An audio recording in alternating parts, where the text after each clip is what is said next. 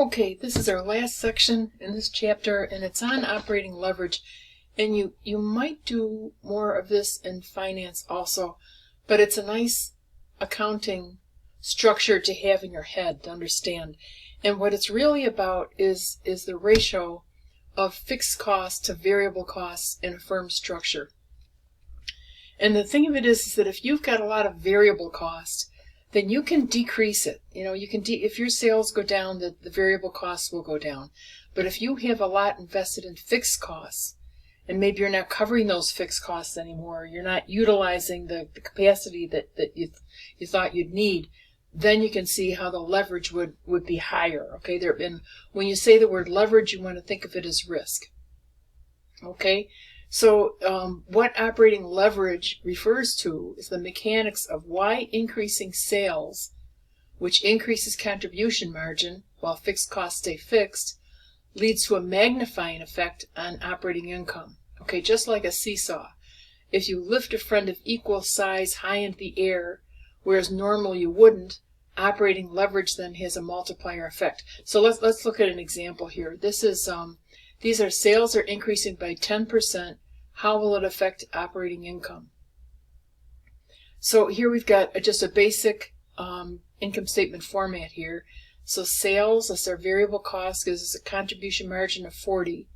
And then fixed costs are 30,000, so my operating income is 10,000. And at this point, operating leverage is your contribution margin divided by operating income. So 40 divided by 10, it's 4. Okay? So that means that's our multiplier. All right? And that means a 10% increase in sales result 10% times 4, a 40% increase in income. Okay, the higher that is. If fixed costs were higher and variable costs were lower, the increase in income would be even greater. Okay, so and vice versa. Let's take a look at what that means. So here's, we've got a 10% increase in sales, so that's 66,000. And in this case, I've got 22,000 of variable cost. Fixed costs are 30,000, so 14,000 in income. My degree of operating leverage is 3.14, and that's how much it increased. Okay, that we increased it by by $4,000. Well, was it a 10? Yeah, it's a 10% increase in sales. So 10% times 3.1. Oh no, 10% times 4 is 40%. Okay, I just got lost. Let me do this one right here and then come back and look at this. Okay, I just want to compare these two. In the second one, this is the alternative. In this case, we've increased variable costs and decreased fixed costs. Okay, by the same amount, but you can see that the multiplier changed a lot. 3.14 was the original one with the fatter fixed costs.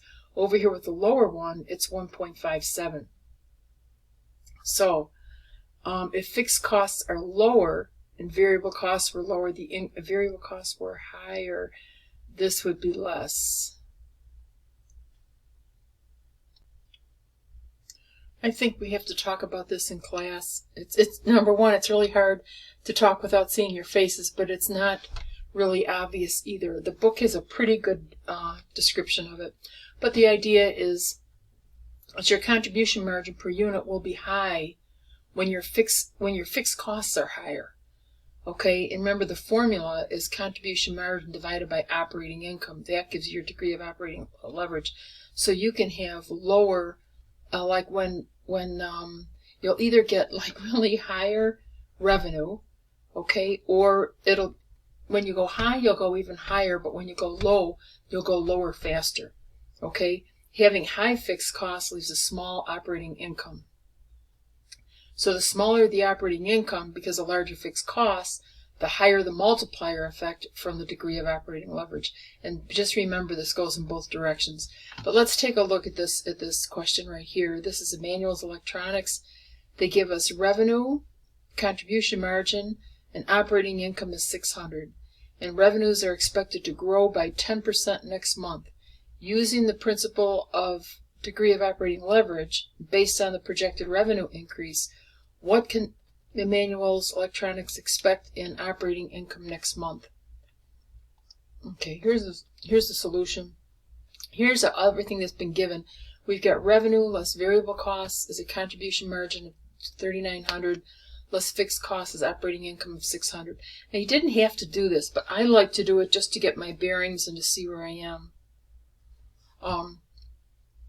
So the degree of operating leverage is your contribution margin, $3,900, divided by operating income of $600. So it's 6.5.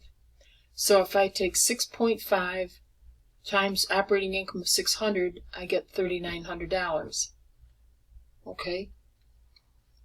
Therefore, a 10% increase in revenue, okay, 6.5 times 10% gives us 0.65 times current income gives us $390 plus the original $600 or $990.